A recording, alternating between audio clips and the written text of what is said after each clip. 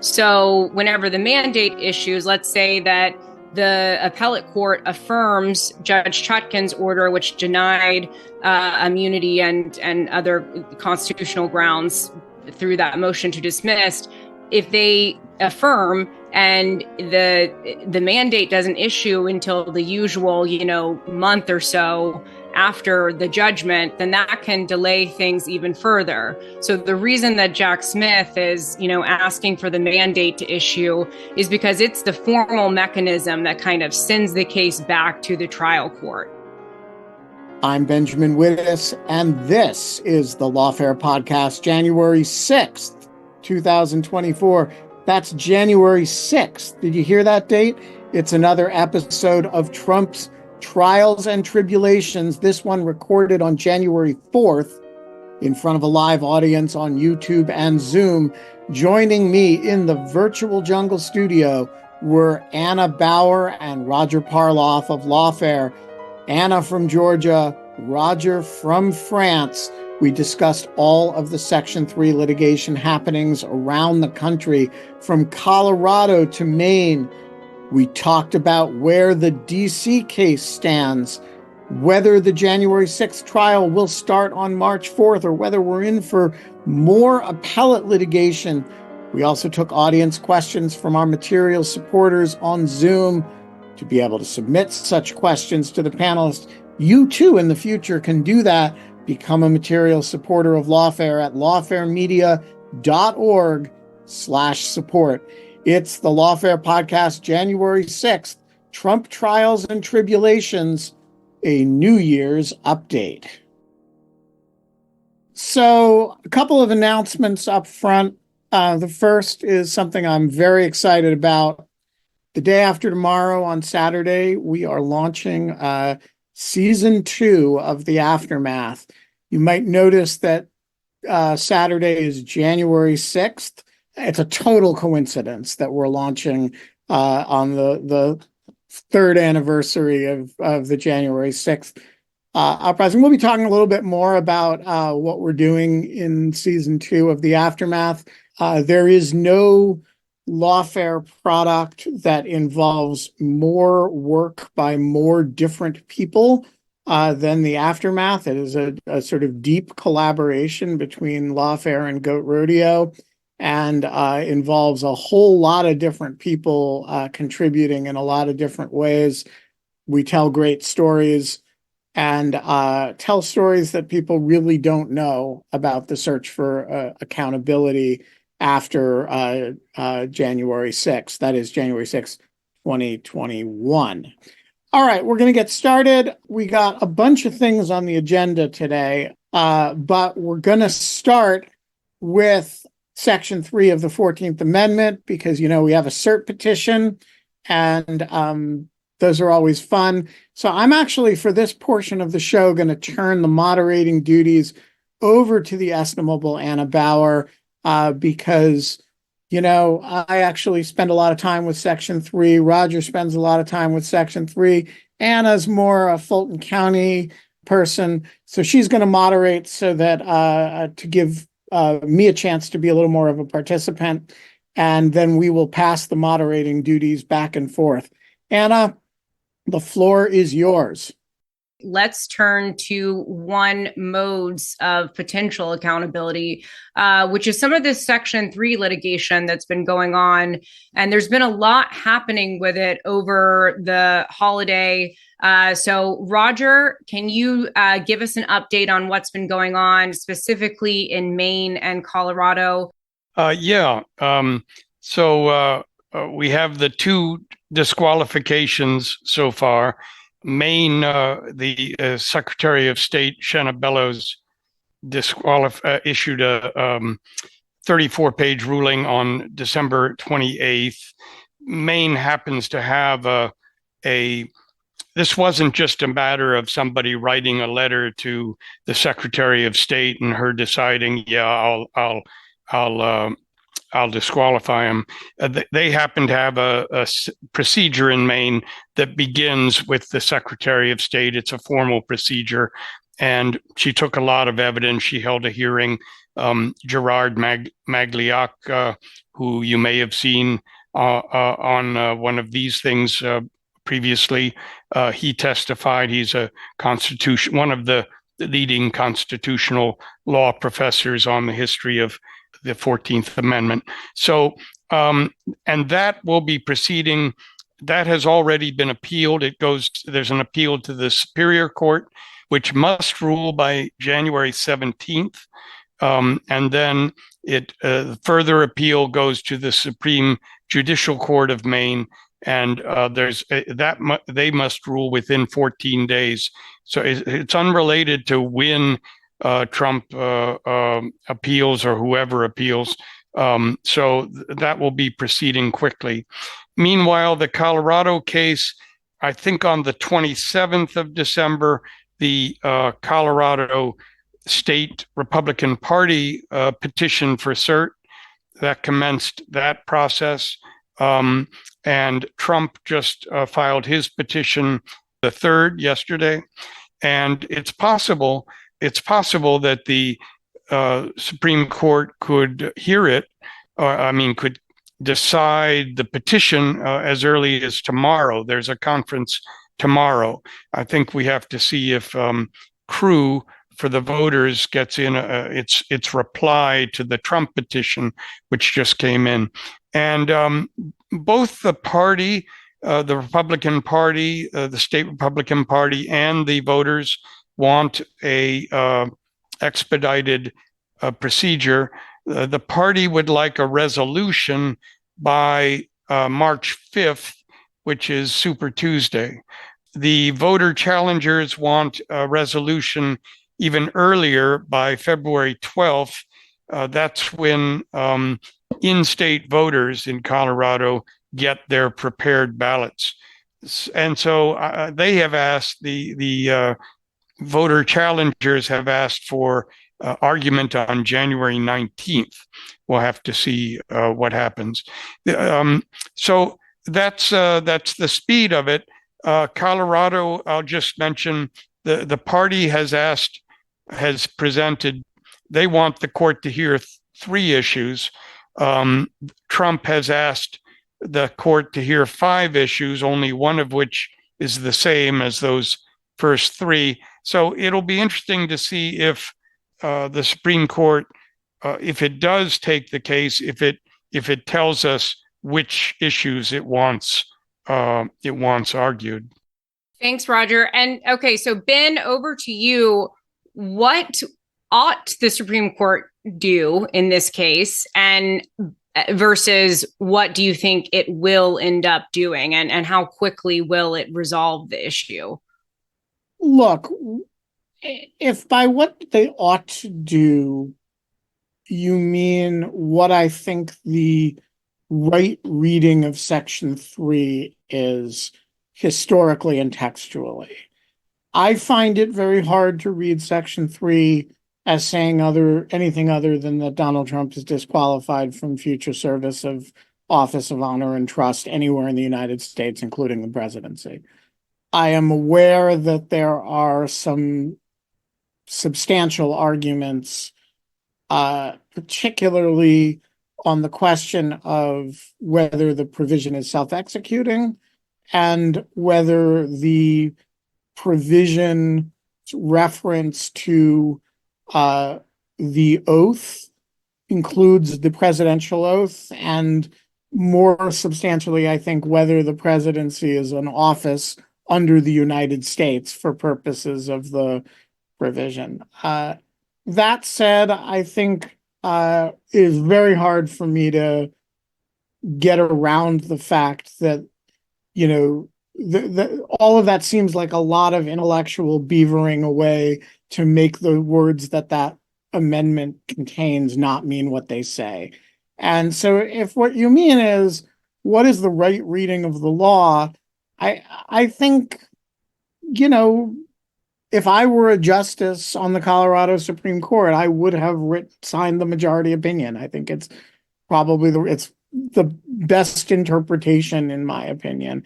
And by the way, that is yes, that's the view of people like Gerard Maglioka, who, as far as I know, is not a conservative. It's also the views of people like Will Bowden, Mike Paulson, David French, in the more sort of popular legal vein, although David is an extremely serious lawyer, and Mike Blutig, right? So this is not, you by no means have to be a kind of lefty living constitutionalist to believe this.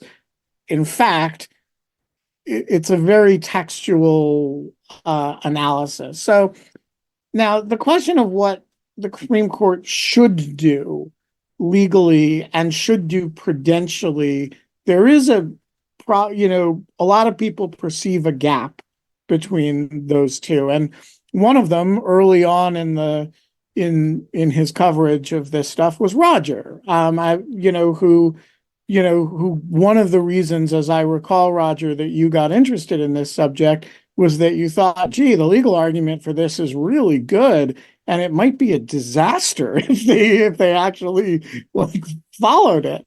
And so I think that aspect of the sort of legal realist who says, wait, do we really want the Supreme Court doing this? I don't know how to think about that question. I'm enough of a legal formalist that I sort of make a point of not thinking about questions like that, but without delegitimizing them. They're totally legitimate questions. I just don't know how to think about it.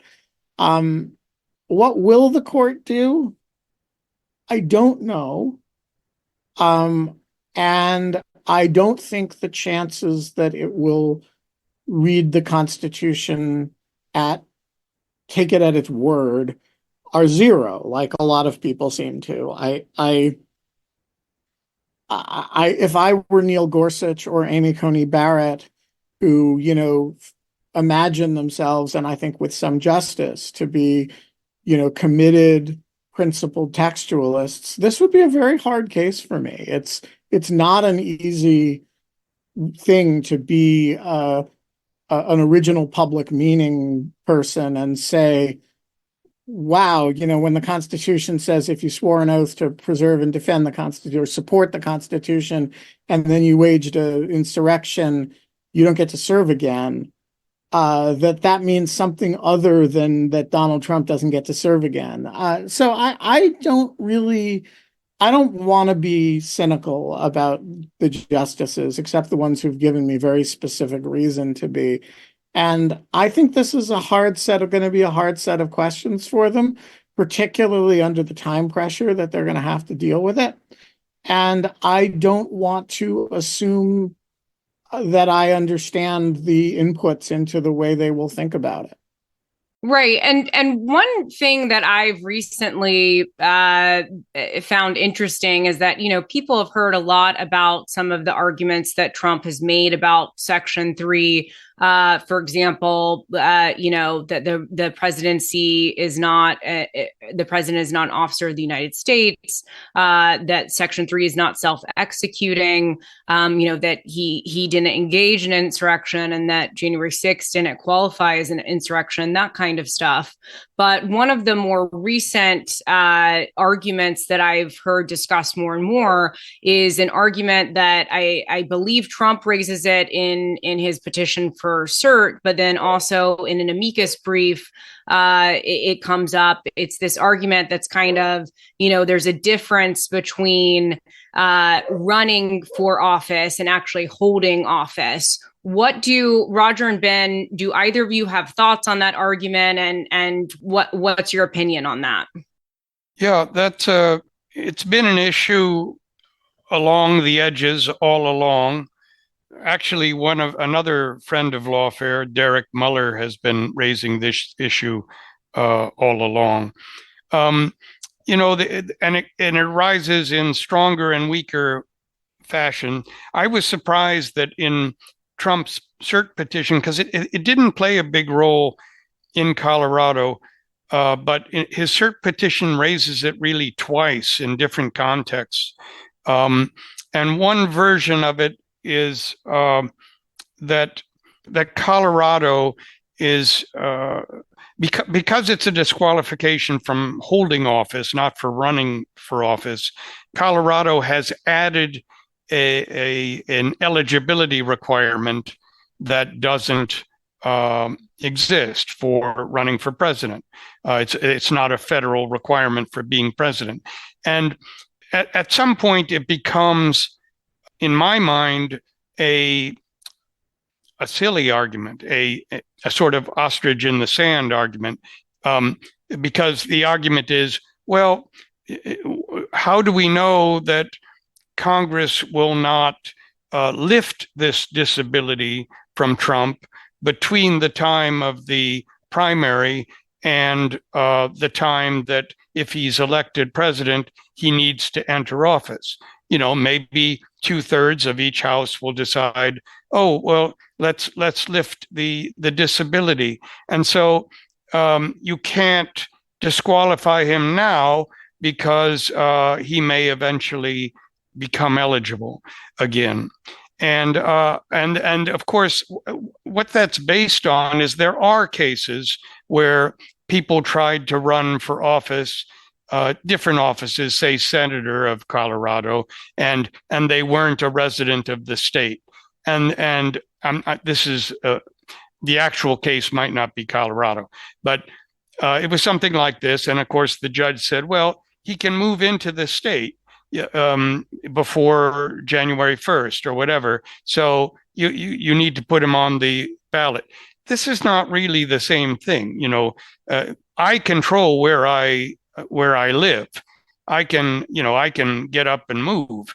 It's a bit of a hassle, but I can move. I can't dictate that 2/3 of each house of Congress will lift a disability from me. And I'm sure I'm not doing it justice, but I just think it's at some level silly. But that's my reaction. Just to amplify that, I mean, first of all, as a general matter, it's not a matter of federal constitutional law whether Colorado, what Colorado's ballot access rules are. And so, to say you must put me on the ballot despite Colorado's adjudication of the matter because Congress could, by 2/3 majority, lift the disability, assuming that it exists. I'm not sure why Colorado doesn't get it as much. Colorado's actual adjudication of actual facts that exist today get at least as much deference as Congress's hypothetical adjudication of a matter, 9 or 10 months from now. The other thing that I would just say about this is I don't really understand. With members of Congress, there's this other way other than ballot access to effectuate the provision, which is that the Congress itself can refuse to seat somebody. So you participated in January 6th. Congress thinks you're ineligible. You just vote not to seat you when you're elected. There's no analogous way for the president not to, for the ineligibility to be adjudicated. It's not like, Chief Justice Roberts won't swear him in because of Section 3. And by the way, if Chief Justice Roberts didn't, Justice Thomas would, right? So there's no rule that says the Chief Justice has to do it. So like one problem with this argument, which by the way seems to be like particularly election law people seem to be into it. One problem with it is that it creates a constitutional provision that has no mode of effectuation in the highest stakes case. So, all right, Colorado can't keep you on the ballot because circumstances might change. So then what is the mechanism by which, assuming this provision applies to you, who keeps you off, who prevents you from that service? Is it a challenge to the counting of the electoral votes? That, which I'm not sure that's a good one. No. And in fact, even supposing and supposing that's what we're talking about, that January 6th, 2025, people start saying, well, he's disqualified. I'm not going to count these votes, assuming the new revision of the Electoral Count Act still permits that. You would still raise this argument if you believe it and say, well, there's 2 weeks left. You know, 2/3 of Congress could still lift the, it's crazy. And it's just a train wreck. It's just kicking a constitutional crisis a little further down the road. I mean, I do think the basic answer has to be that the management of the state ballot is a matter of state law. The matter of eligibility for the presidency is a matter of federal constitutional law. And so I think the rule should be the Supreme Court decides what Section 3 of the 14th Amendment means, and then assuming that it means Donald Trump is ineligible, or if it means that Donald Trump is ineligible, different states are going to effectuate that in different ways. Colorado can effectuate it by striking, not letting him be on the ballot. What Mississippi can effectuate it by letting him be on the ballot and letting people cast a protest vote for him, and casting away wasting its electoral votes on somebody who's constitutionally ineligible to be president.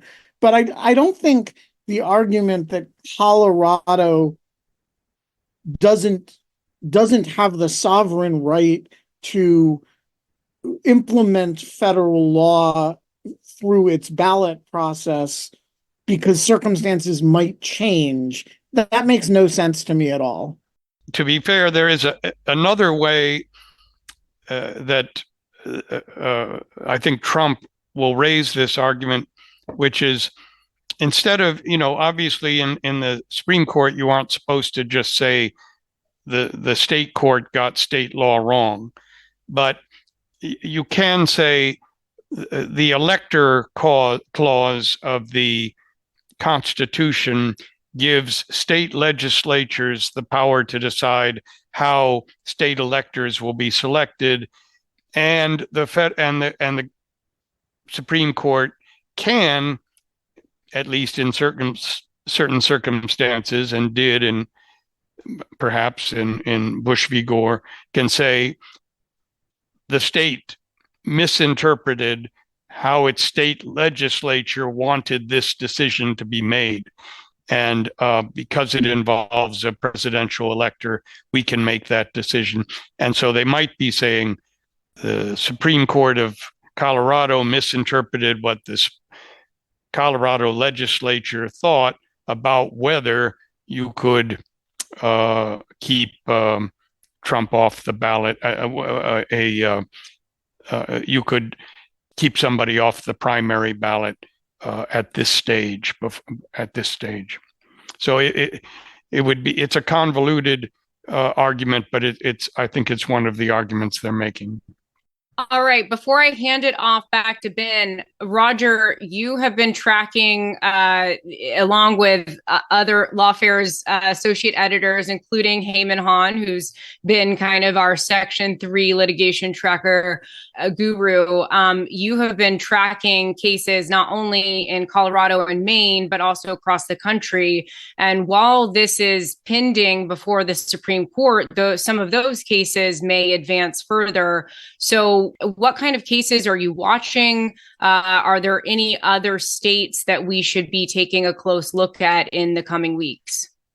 Yeah, when Trump filed his petition for cert, he told us that it says that more than 60 lawsuits or administrative challenges have been filed to him.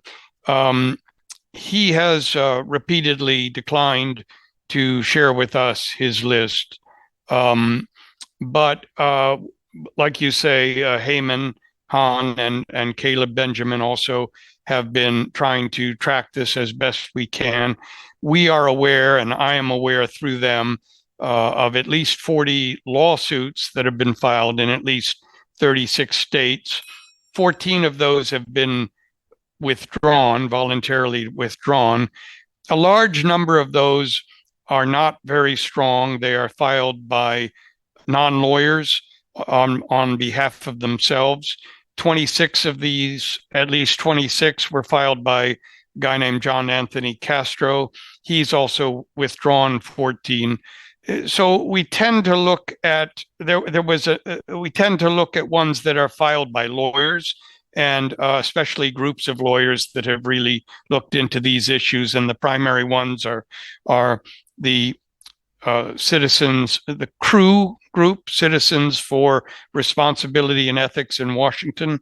They're behind the Colorado case. And I'm not aware of a group like that involved in Maine, actually. The other big group is Free Speech for People, and they filed important cases in Minnesota and Michigan. Those were dismissed, but they were dismissed only as to the primary because of the state law in those states, which says basically, according to their courts, that if a party wants to run an ineligible candidate, they can. And so they both ruled that they dismissed at the primary stage, but they have said, this isn't ripe as to the general election stage because we don't technically know who the Republican candidate is going to be yet. So going down if the Supreme Court doesn't somehow send a big signal soon, there will be very important cases again in Minnesota and in Michigan. Minnesota in particular, because under their law, it begins right at their state Supreme Court level. There was a new major administrative filing today by Free Speech for People in Illinois. That's a 78-page petition, but it's administrative, so it won't immediately be on our disqualification tracker, which tracks litigation. But that will probably be important. And I think there might be another before the end of today. A new one will be filed. There is one more in Oregon, also by Free Speech for People, I think filed in the Oregon Supreme Court. But I think the state Secretary of State is taking issue with whether she disagrees about the state law in Oregon. So that may not be a very strong case for the challengers. Yeah, and I would add that I also got an email earlier today announcing that in Wisconsin, the Minocqua Brewing guy who had filed pro se before the Elections Commission, but then said that he had been working on getting a legal team on his Section 3 petition and that he'd be filing in Superior Court on Friday, I believe. So it'll be interesting to see if he will be filing pro se again, or if he brought in a team to work on the petition. Okay, and I think that wraps up our Section 3 segment. So Ben, I'm going to hand it back to you. All right, so let's talk about immunity, and we're going to be relatively brief on DC Circuit immunity because just earlier today, we recorded a Lawfare podcast about it that I think is going to run on Monday and is a pretty deep dive on the subject in the run-up to Tuesday's oral argument at the DC Circuit. So we're going to go a little light on that here to avoid duplication. But Anna, have fun with immunity. Can we shoot people on Fifth Avenue now? I mean, I think that what I have overwhelmingly had conversations with people about whether, no matter kind of the range of their ideological or perspectives on how judges should judge, it seems to be the bottom line is that people think that Trump will lose. It's just a question of how. And, again, I don't want to get too far into it because there are some questions about it in the Q&A. And then also we have a whole podcast on it. But there's a few ways that it could go, which is that the DC Circuit Court of Appeals recognizes presidential immunity in the context of criminal cases as it applies to former presidents, but then says it doesn't apply in this case because Trump was not acting within the outer perimeter of his official duties. They could say that, no, there is no presidential immunity in the context of criminal cases, full stop. Or they could decide on this jurisdictional issue that's been raised by the American Oversight amicus brief. They argue that, this kind of immunity argument is not subject to interlocutory appeal. And so the court should, send the case back to the district court. And we go into, in the podcast, we talk about a lot of ways that could either give the Supreme Court an out and kind of resolve the case in a very in a quick way, or it could draw things out more and really cause some substantial delays. So I'm not sure how which of those tracks the DC Circuit will take. It's really kind of hard to say, but I think that hopefully that summary, that very high level summary, gives people kind of a number of buckets in which they could expect a decision and what they can expect from the argument on Tuesday. All right, so let's talk time frame. We have an argument on Tuesday. Seems like it's going to encompass three major issues, right? One is whether there is absolute immunity from criminal process for matters within the Nixon v. Fitzgerald conception of the presidency.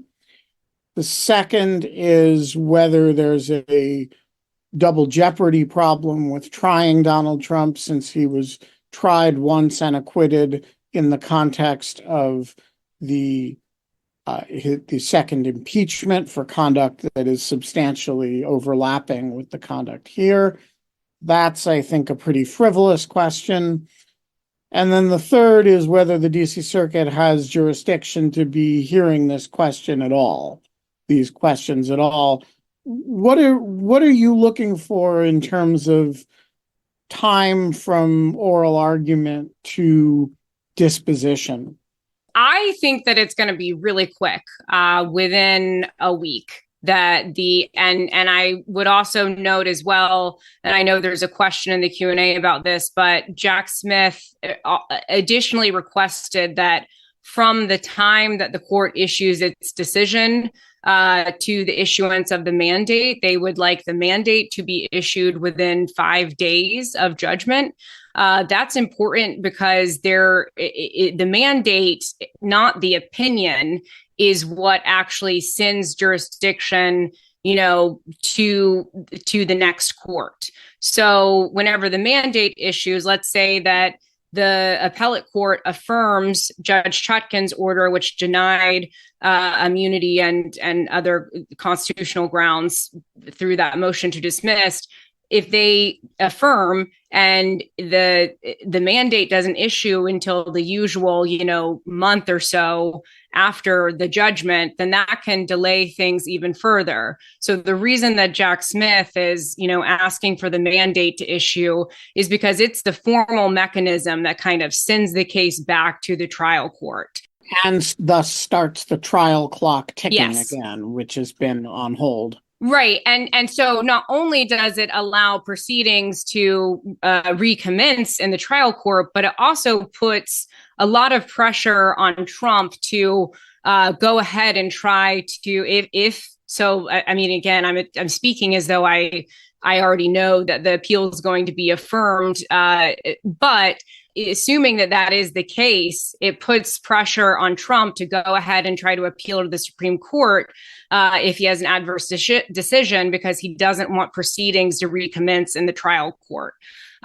So, there's just kind of a lot that's going on there strategically as to why Jack Smith asked for that mandate to issue. But I think that the DC Circuit could just act within a week, and then almost, it's within the court's discretion to issue the mandate even earlier than 5 days. I don't know that they would do that, but it is certainly possible. But I'm curious, Roger, what your thoughts are, and Ben. I agree with you. I'm expecting a pretty quick decision. They recently issued their ruling in Blasingame and actually in a related case as well. Took a year, though, to issue that one. Yes, but by then they had thought about these things for a while, and that was a civil immunity question. And I just think this is just from everything we see except the Trump brief, the idea of criminal immunity has always been considered a much more far out idea and a much more dangerous idea. And I think they'll move quickly. And what do you both think is the likelihood of, like, it's a whole different ballgame if the Supreme Court gets involved at this stage, assuming that we're looking at two possibilities from the DC Circuit. One is we don't have jurisdiction over this, and the other is Trump loses on the merits. What do you think the likelihood of the Supreme Court taking either of those questions up pre-trial? Yeah, I also don't think they're going to do that. I'm optimistic that when they refused review the first time, they're prepared to leave this to the DC Circuit. What do you think, Anna? I'm also optimistic, a little bit less optimistic if the DC Circuit's opinion is grounded in the jurisdictional question, because that's a question that affects a much wider variety of criminal defendants, because it goes to not just presidential immunity, but other types of immunity. And so I do worry that if the court decides on this jurisdictional issue that's raised by American Oversight, then it causes delay in the sense that the Supreme Court might be more willing to take it up. And then that also raises questions about, if the court decides the jurisdictional question, it goes up to the court, who then sends it back down for a merits decision if they decide, so it kind of could get into this back and forth and cause some serious delays. But if that is not the basis for the court's decision, I, like Roger, am optimistic that the court will refuse review, especially in light of Judge Pryor's decision in the 11th Circuit. Again, different facts because it's Mark Meadows and a different kind of test, but it does relate to some similar things. And Judge Pryor is a proxy for some of the more conservative voices on the Supreme Court. And it might be a signal that, the Supreme Court might just, refuse review because they agree on the merits that Trump's conduct is, not within the scope of presidential immunity, if there is such an immunity. So, from both of you, the case is currently scheduled for trial March 4th. How long, if any, delay is that going to be? Or are we going to see a March 4th trial? And if not, what's the date on which you would predict Judge Chutkan actually gets to seat a jury and, gavel things to start? I haven't sat down with my calculator, and the gut feeling is that March 4th is going to be really, really hard to make right now. And I'm also worried about the a motion for rehearing en banc. I assume that they would not grant a stay. I assume the mandate would go back to Chutkan, and nobody would stay permitting the case to go forward if that is being litigated. A rehearing en banc, then you wait for that to be, and then the cert petition. All of that would be disastrous. But there's an outside shot of keeping that date. The other nightmare scenario is that you miss that date and then the New York case begins on March 25th. And then, when do you get your next opportunity? It does not look like the Florida case is really going to go in May, but I'm still hopeful. Perhaps April or May is what we're looking at. Do you have a prediction, Anna? I am not optimistic about a March trial at all. I think there's no way that it happens. I would say May or June. I'm going to say March. Give us the correct answer, Ben. March 4th is going to happen. Okay. And here's why. Because the DC Circuit's going to rule in a week, like Anna says, and the Supreme Court's not going to hear it, like Roger says. And by the way, the government has been keeping up with its discovery obligations, much to the chagrin of Trump's lawyers. And so they're not really losing a lot of time with this delay. And Judge Chutkan's going to want to say a very gentle, fuck you, you can't push me around that easily to the defense. And so I think we're going to see, if Anna is right and Roger is right, then March 4th is going to happen. That's my prediction. All right, that brings me to the fact that Trump's lawyers have moved, and I have not read this brief, so if I get the details of this wrong, but as I understand it, they have moved Chutkan to hold the prosecutors in contempt for continuing to produce discovery while Judge Chutkan does not have jurisdiction over this case. So my first question, Roger, is am I summarizing that accurately? There's a little bit more. I mean, it's, yes, discovery, several thousand pages, exhibit lists, and I guess just recently a motion for in limine, a motion in limine, a pretrial motion to, here are the things we want you to exclude. So far as I know, there's nothing Trump has to do. Yeah, so let me just ask you a series of yes or no questions here.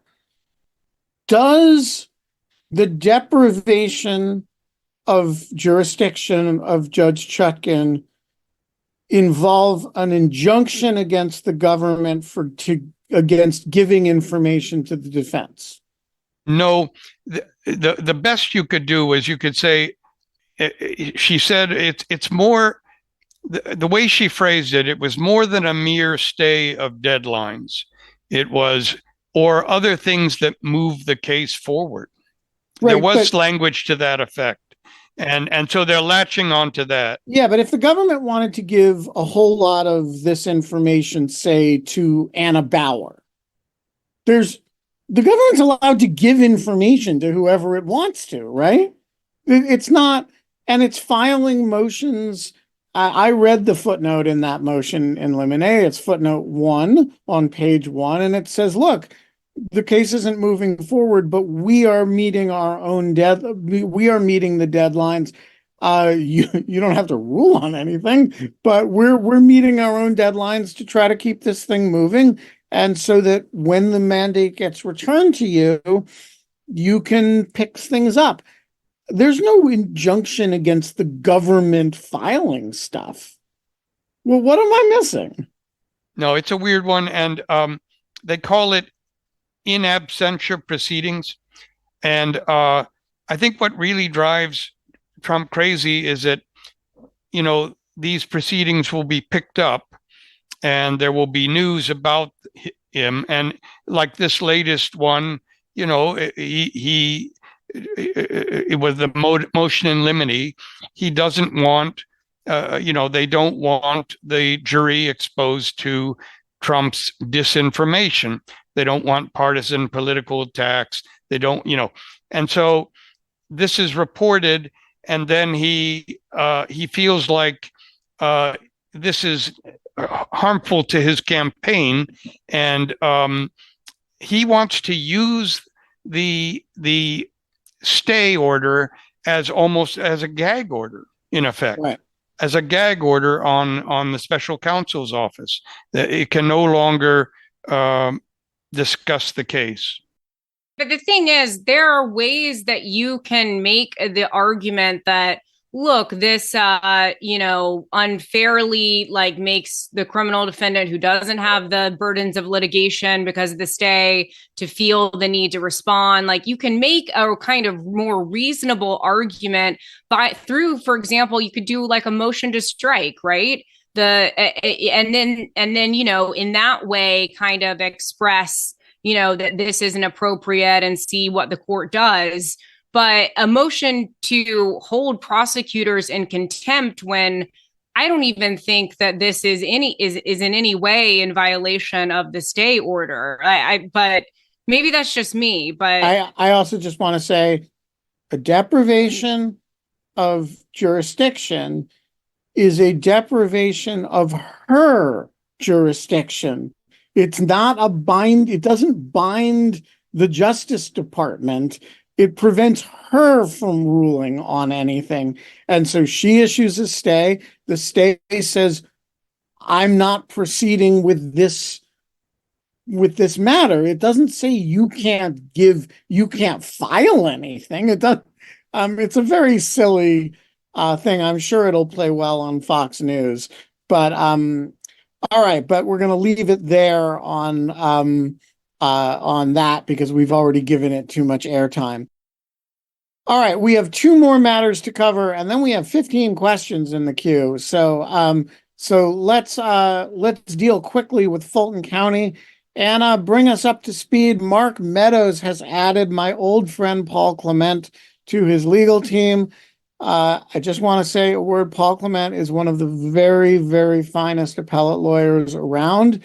He was Solicitor General in the Bush administration.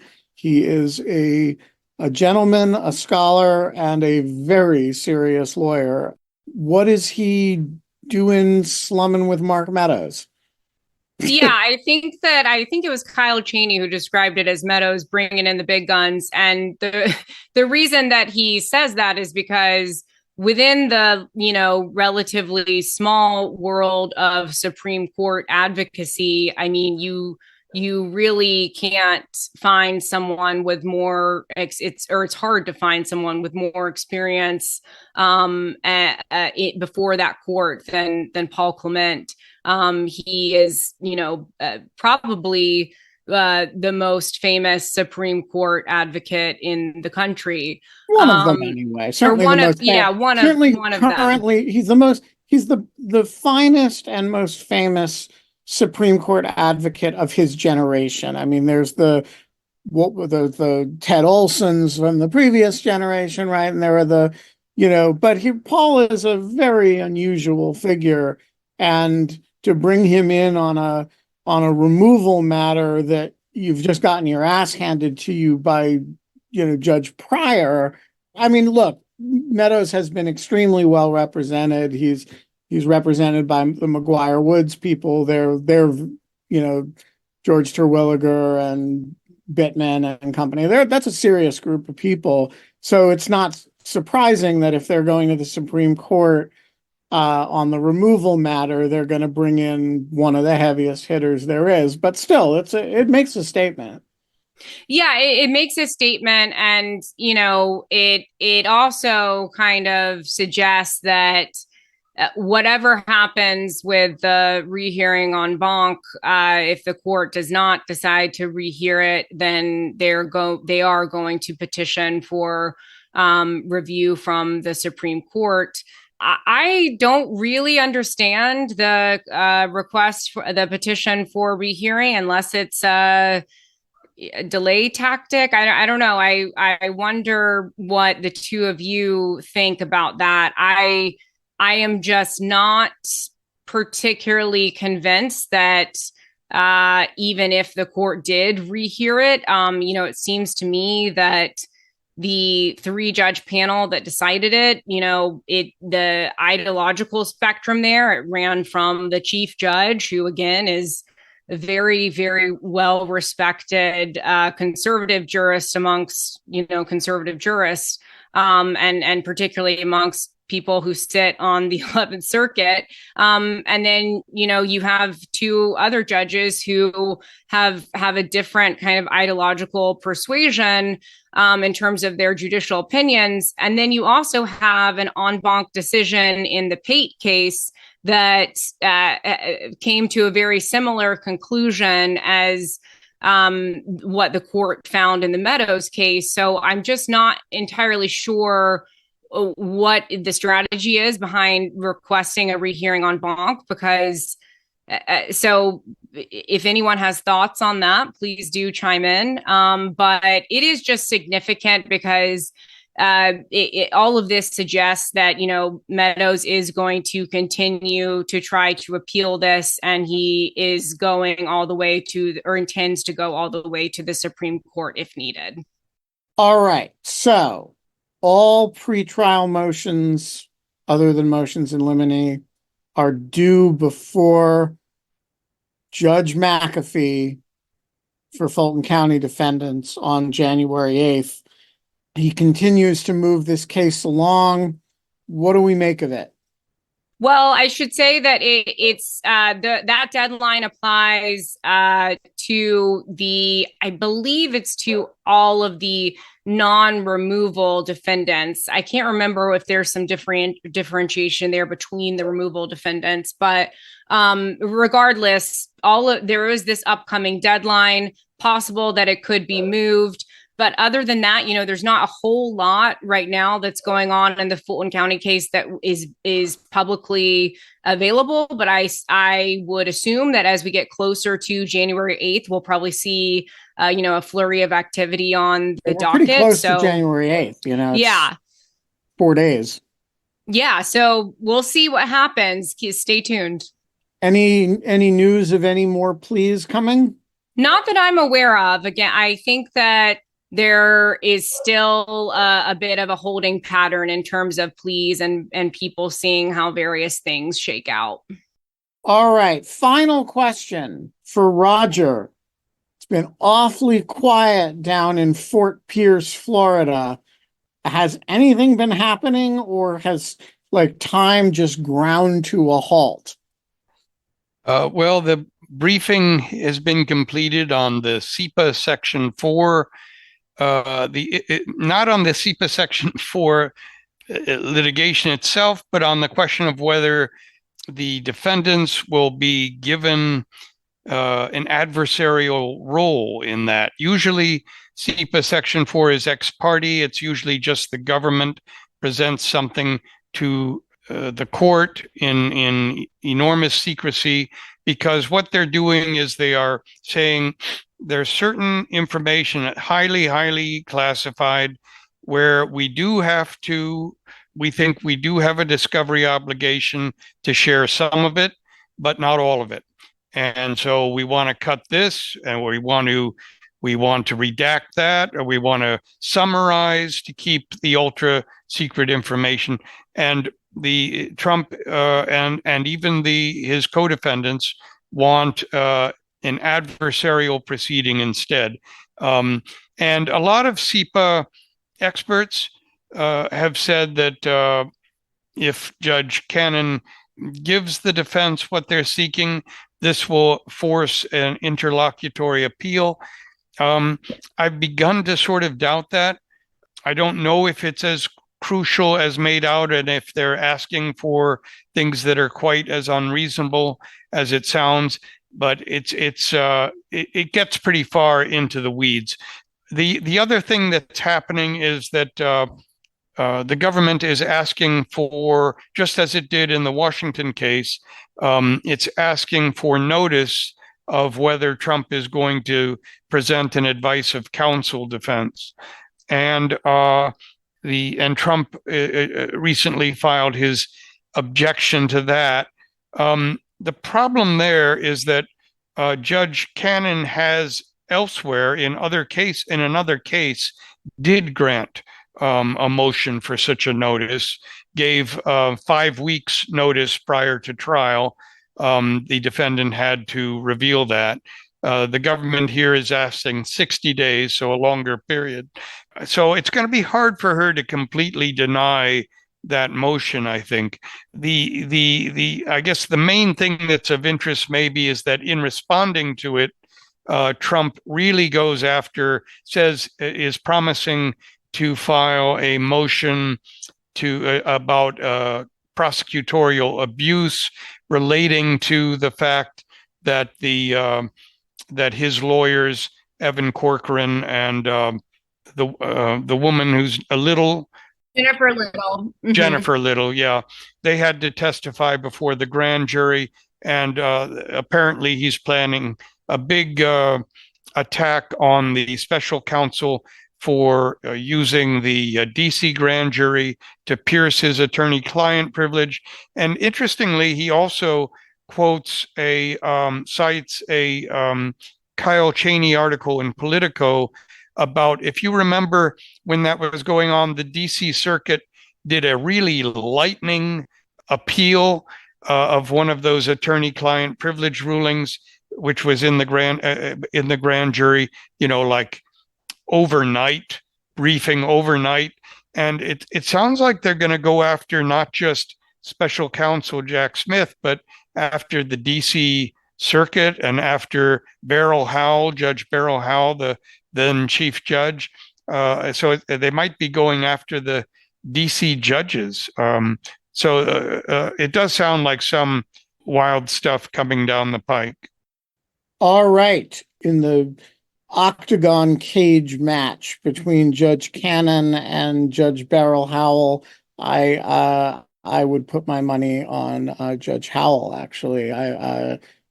She is a veteran of congressional staff wars, and the federal judiciary ain't got nothing on that.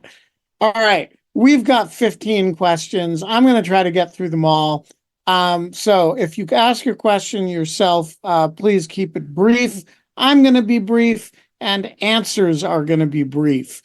Catherine asks, if not already discussed, can we have an update on the second Jean Carroll case? So that one is beyond our jurisdiction.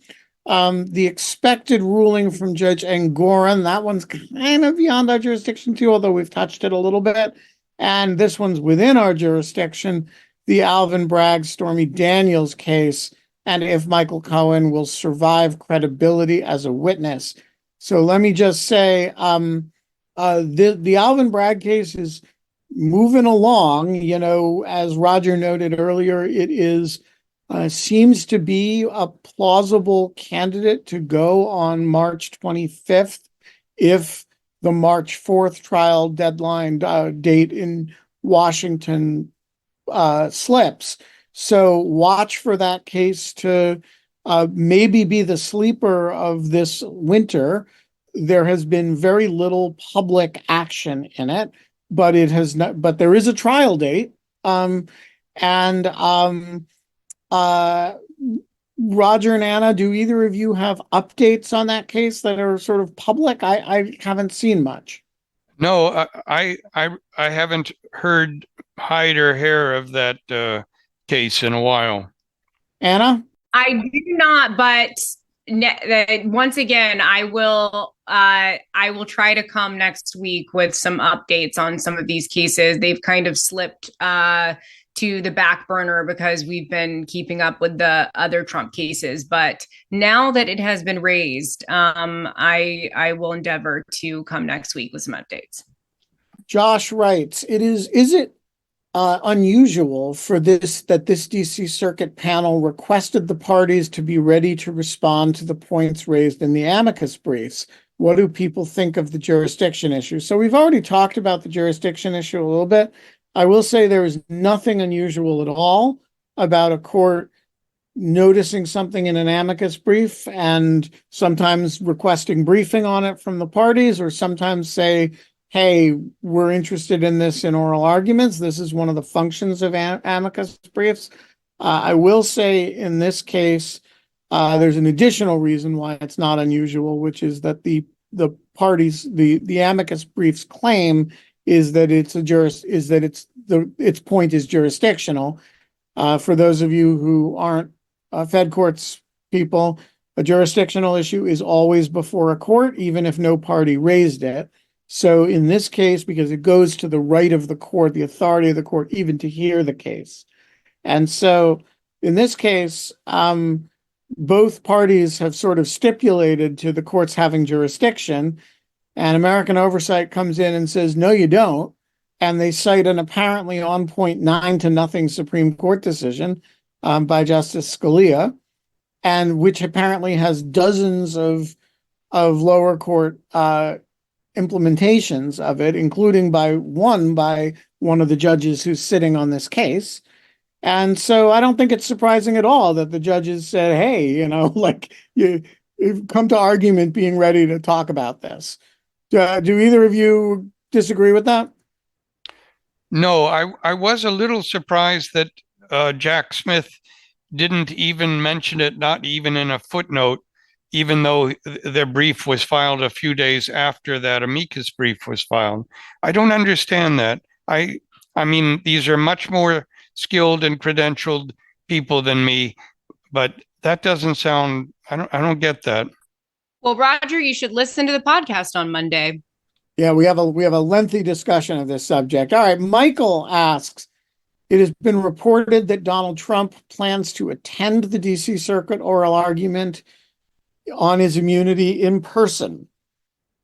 Any thoughts, Anna Bauer, about how that argument will go in light of Trump's presence and what effect it's going to have on the line?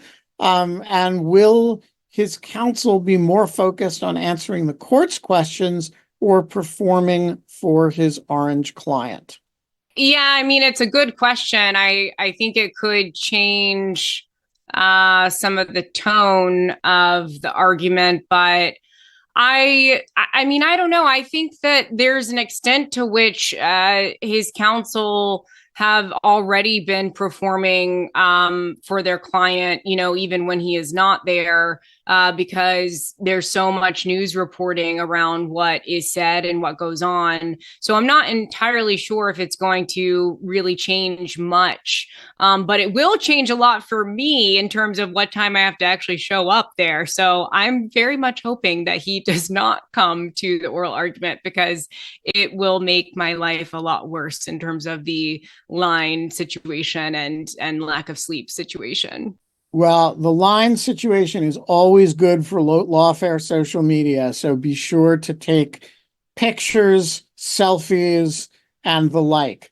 There is one thing aside from his presence, physical presence, and I've been wondering about how this will impact, especially the Supreme Court cases, because he has some very good lawyers, very professional lawyers, and in the Section 3 cases, his lawyers have been very good.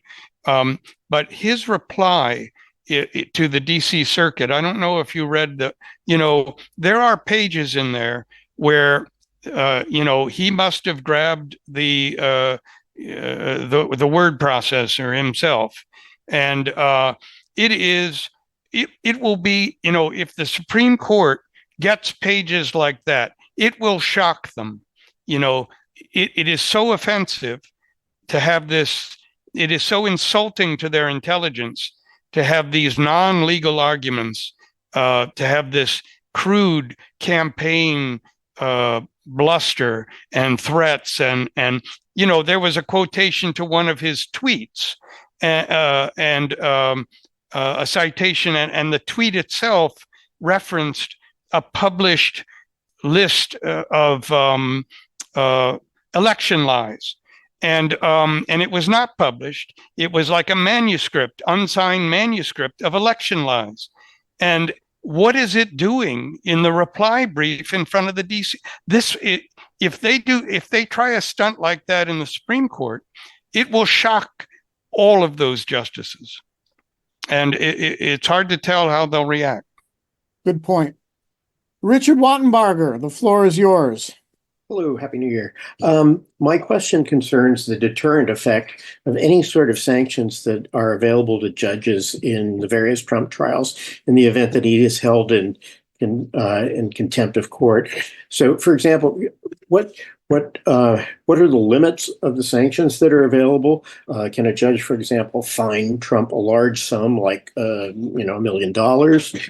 And are there realistically any deterrents available that that Trump would have difficulty turning to his disadvantage, to his advantage, or is he in a position that he can behave badly and profit from it? So we have been asked this question a lot over the months, and I will just very briefly list a number of the sanctions that are available to judges. Number one, there are fines. Number two, there are escalating fines. Number three, there are sanctions available in the form of for example, when Rudy Giuliani didn't comply with a bunch of discovery orders, he defaulted the case, right? You can have internal penalties within the litigation. These can be very powerful, by the way. Number four, Judge Chutkan has floated the idea that she might accelerate the trial schedule. And number five, ultimately, you do have locking people up. So these are some of the broad categories that are available. Whether they are capable of restraining Trump is really more a question of how aggressively a judge is willing to use them, I think. Okay, fresh from his 435, I believe, sack of Rome, Alaric. And did I get the date right? The year right of the Alaric the First sack of Rome? The century for sure. I'm embarrassed if I got it wrong, but maybe 416. I'm not sure. Anyway, the floor is yours. Thank you. And very quickly, let me plug Lawfare Patreon status by thanking you for actually recording a mini pod to address a question I had a couple of months ago. It's just a great thing that I can be so ignorant and get questions answered by such experts. So let it just, your check for the plug is in the mail. Yes, right, exactly. No, my question kind of dovetails to the previous one, and that is, is if there's a clear-cut violation of the presidential oath, is that usable in any court proceeding context? Does it have any legal teeth? I mean, it's an oath. We take an oath when we go, if we're in trial, and we commit perjury if we violate it. But is there an analog to the presidential oath? Thank you very much. Roger, you want to take that one? Well, there certainly is in Section 3 of the 14th Amendment. If you violate your oath by committing insurrection, you can theoretically lose your job and your right to hold the job in the future. Of course, we'll see if that one has any teeth. Other than that, it's supposed to be impeachment. We've seen how far impeachment goes a couple times. So Ben has written a lot about the oath and the importance of the presidential oath. So maybe I will defer. Yeah, I mean, I would say, look, the oath is something that as a general matter lives in one's heart. And the example that I always gave was I disagreed with George W. Bush about a great number of things. I never distrusted his oath of office, right? That he meant to do the things he did in the service of preserving and protecting the Constitution, right? There's a difference between distrusting somebody and distrusting their oath, or disagreeing with somebody or thinking somebody's a lousy politician or a lousy president or member of Congress and distrusting their oath. The oath itself is not an enforcement mechanism and has no enforcement mechanism other than people's contempt for you. Various things about the oath do have enforcement mechanisms. Section 3 is a good example of that, a very specific one. The perjury statute is another one, not just for politicians, by the way. But generally speaking, the oath is not an enforceable law. It's one of those provisions of the Constitution that is not self-executing. It requires implementing legislation of various sorts. Dana, the floor is yours. I am just really struck by the idea that we're going to have to figure out if people believe Trump was a driver of the insurrection. I just still feel like this hasn't been decided. So I wanted your opinions on that thinking. So spell it out a little bit more for us. What do you mean it hasn't been decided? Well, it hasn't. I mean, don't we still wonder in courts and in cases if he's going to have to answer for his role? It just, I don't feel like we have litigated that, and that the Supreme Court could just say, we don't believe that this has been decided yet, and so we're going to let that go forward before we rule on whether he can stand in Colorado or in any of the other states. So this is a very deep point. A couple things about it. The first is that Colorado actually did have a trial on this point. Now, it was a civil trial over 5 days, not a fully developed, but there is a factual record here that is the factual record that underlies the finding. Now, I suppose the Supreme Court could take the position that, a state court judge in a 5-day trial cannot create a record that can bind the entire country, in terms of whether there was an insurrection that didn't happen in Colorado, right? So I suppose that's actually an interesting question. Who gets to decide the factual basis for a disqualification? That said, it's not like there isn't a developed record on this subject. And one developed record, it doesn't use the word insurrection, is the January 6th indictment, which alleges that the federal government can prove beyond a reasonable doubt that Donald Trump did a set of things that, one interesting question is, do the set of things that have been alleged in federal criminal processes amount to insurrection? I don't think we have quite figured out the methodology by which we decide who has engaged in insurrection for purposes of Section 3. And by the way, that's because in 1867, it was not really a contested matter whether somebody served in the Confederate Army, right, or was a elected official of the Confederacy. So I think there is actually a sticky point there about to me, it is obvious that January 6th was an insurrection of some kind, but the obvious to Ben Wittes standard is not the standard that the court should use. So what is the standard that the court should use? And who is the fact finder that the Supreme Court doesn't find facts itself, right? So should some state court judge in Colorado be the one to find the facts? And if, by the way, that person finds the facts, why should that move anybody in Mississippi? Why should they be bound by that? So I think there's actually a pretty substantial set of issues there. And I have not actually seen a lot of good discussion of it, other than to float the question that I just floated, which a lot of people have done. I don't really know I haven't seen good hypotheses as to the answer to it. Roger, do you have thoughts on that? Yeah, I think it's fairly easy to define what insurrection means. It is very hard to figure out who gets to decide it and where.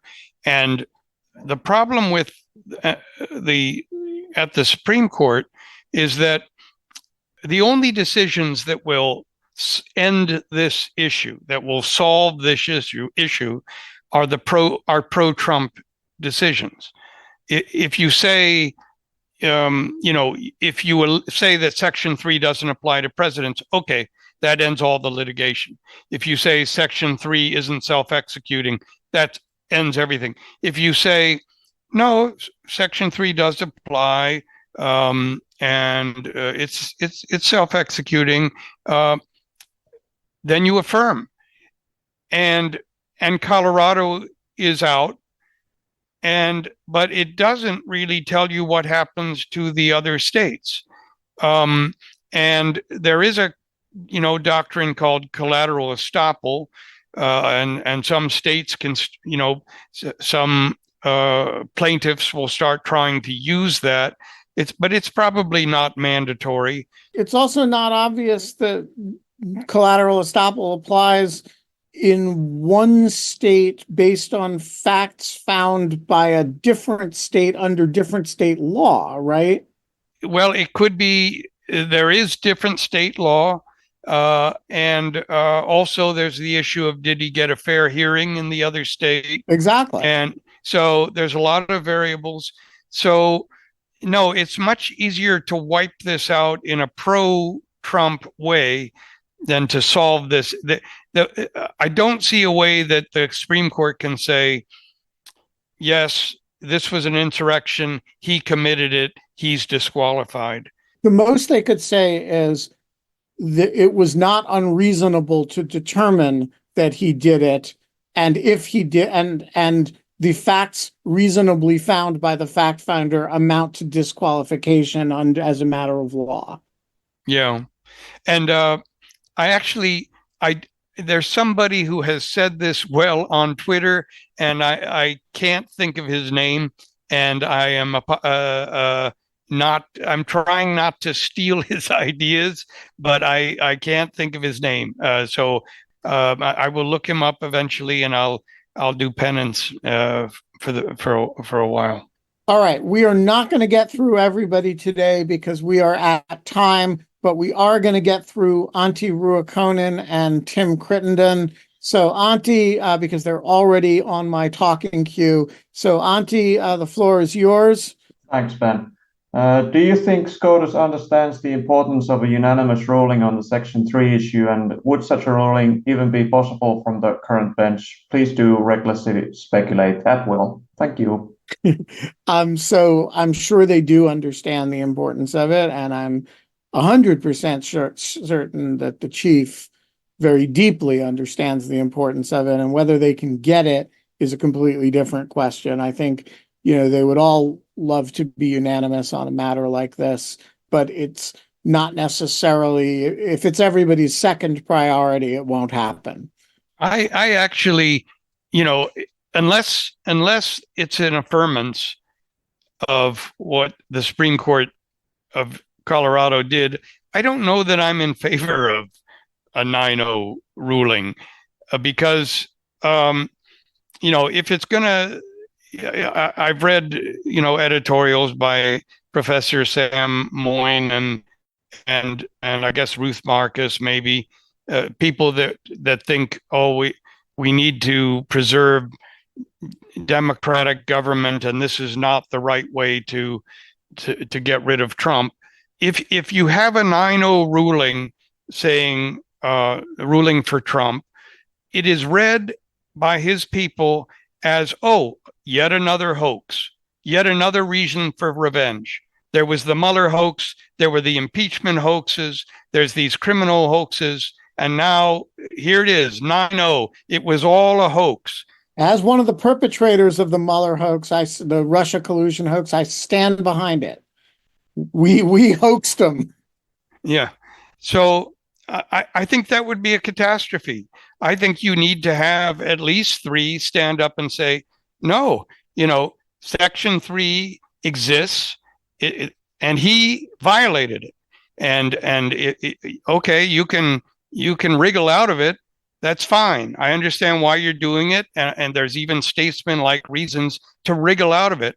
But you got to be clear. I completely agree with you about this. The question was about whether the justices understand the value of unanimity, not whether we agree with them.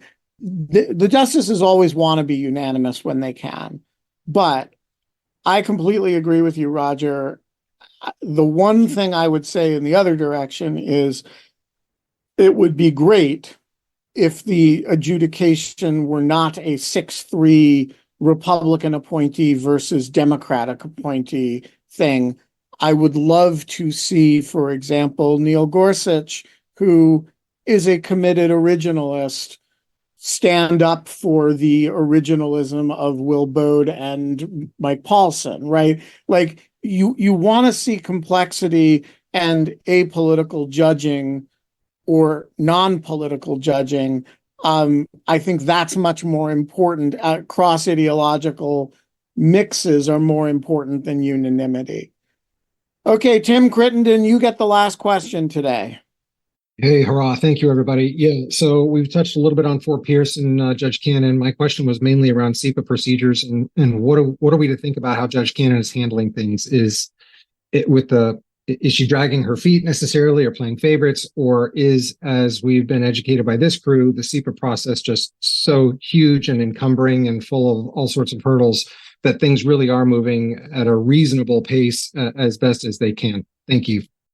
I think there's no question she already has rendered one ruling on one of the easiest questions where nobody asked her to create a problem, and she created one.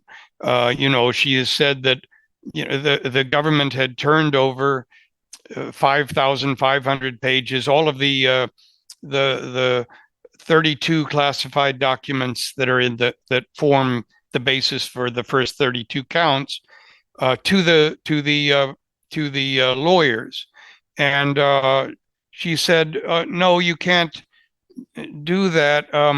You need to have me review all of those under Section 4 procedures. You can't just hand them over and then have a protective order placed on them.